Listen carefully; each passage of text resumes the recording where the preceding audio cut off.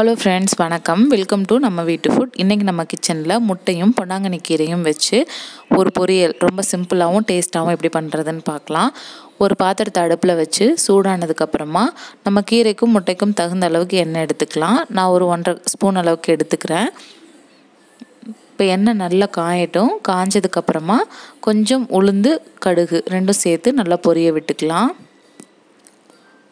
அடுத்ததாக காரத்துக்கு 2 வரமிளகாய், 2 பச்சை மிளகாய். காரத்துக்கு இது மட்டும்தான், நீங்கள் உங்கள் காரத்துக்கு தகுந்த மாதிரி எடுத்துக்கோங்க. அடுத்ததாக ஒரு பெரிய வெங்காயம் கட் பண்ணி வச்சுருக்கேன், அதையும் சேர்த்துக்கலாம். நீங்கள் சின்ன வெங்காயம் இருந்தாலும் சேர்த்துக்கோங்க, அதனுடைய டேஸ்ட் ரொம்ப நல்லாயிருக்கும். இப்போது வெங்காயத்துக்கு தேவையான உப்பு சேர்த்துட்டு கலந்து விட்டுடலாம். அடுத்ததாக நம்ம முட்டை சேர்க்க பொருளில் அந்த ஸ்மெல் அதிகமாக தெரியக்கூடாதுன்னு கொஞ்சமாக மஞ்சள் தூள் சேர்த்துக்கலாம். இது ஒரு 1/4 டீஸ்பூன் அளவுக்கு. எல்லாத்தையும் சேர்த்து நல்லா வதக்கிடலாம். வெங்காயம் நல்லா வெந்ததுக்கப்புறமா நம்ம கட் பண்ணி வச்சுருந்த கீரையை சேர்த்துக்கலாம். கீரையை நல்லா சேர்த்திட்டு வதக்க ஆரம்பிச்சிடலாம். கீரையிலேருந்து தண்ணி விடும், அதனால் நம்ம தண்ணி எதுவும் ஊற்ற தேவையில்லை. ஒருவேளை கீரை வேகிறதுக்கும் தன்மை பத்தலை அப்படின்னா நீங்கள் லைட்டாக உள்ளங்கையில் தண்ணி எடுத்து தெளித்து விட்டு செய்யணும். ஊற்றிடாதீங்க, அப்படியே ரொம்ப சதன்னு ஆயிரும். இப்போ வெங்காயத்தில் கொஞ்சம் உப்பு போட்டிருக்கோம். முட்டை போட்டதுக்கப்புறம் உப்பு சேர்த்துக்கலாம்.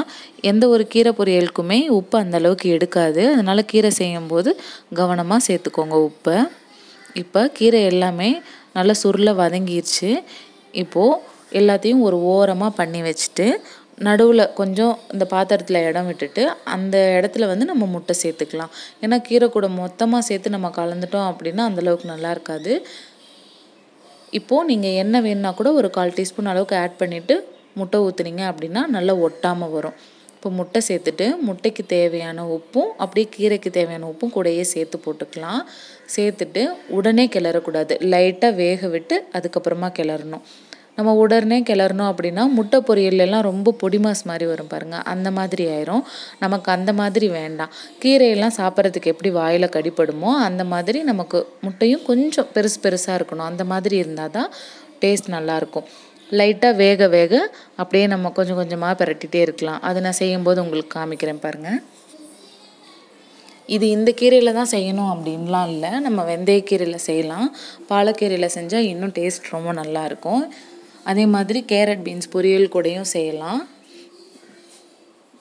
பாருங்கள், லைட்டாக அப்படியே கொஞ்சம் பெருசாக ஸ்க்ராம்பிள் ஆகிற மாதிரி இருக்கணும். அந்த மாதிரி நல்லா கலந்து விட்டுக்கலாம்.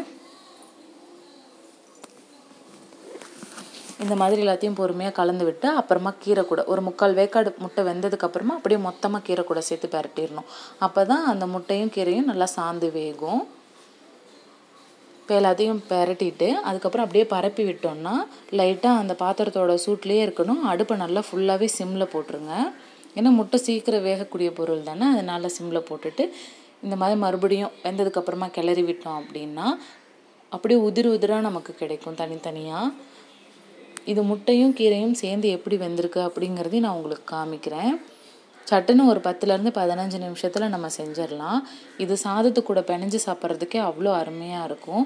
அதே மாதிரி ரசம் சாதத்துக்கோ இல்லை வெரைட்டி ரைஸ்க்கோ நம்ம தொட்டுக்கலாம். டேஸ்ட் ரொம்ப நல்லாயிருக்கும். பாருங்கள் எந்த அளவுக்கு நல்லா வதக்கி எடுத்துருக்கோன்னு. அவ்வளோதான், இப்போ நமக்கு ரொம்ப டேஸ்டான கீரை முட்டை பொரியல் ரெடி ஆகிடுச்சு. இப்போ அடுப்பை ஆஃப் பண்ணிவிட்டு நம்ம வேற ஒரு பாத்திரத்துக்கு மாற்றிக்கலாம். இதே மாதிரி நீங்களும் ஒரு தடவை ட்ரை பண்ணி பாருங்கள். பார்த்துட்டு எப்படி இருக்குது அப்படிங்கிறத என் கூட ஷேர் பண்ணிக்கோங்க. இந்த வீடியோ உங்களுக்கு பிடிச்சிருந்தா லைக் பண்ணுங்கள், கமெண்ட் பண்ணுங்கள், ஷேர் பண்ணுங்கள், சப்ஸ்கிரைப் பண்ணுங்கள். கூடவே பக்கத்துள்ள பெல் ஐக்கானை ப்ரெஸ் பண்ணிக்கோங்க.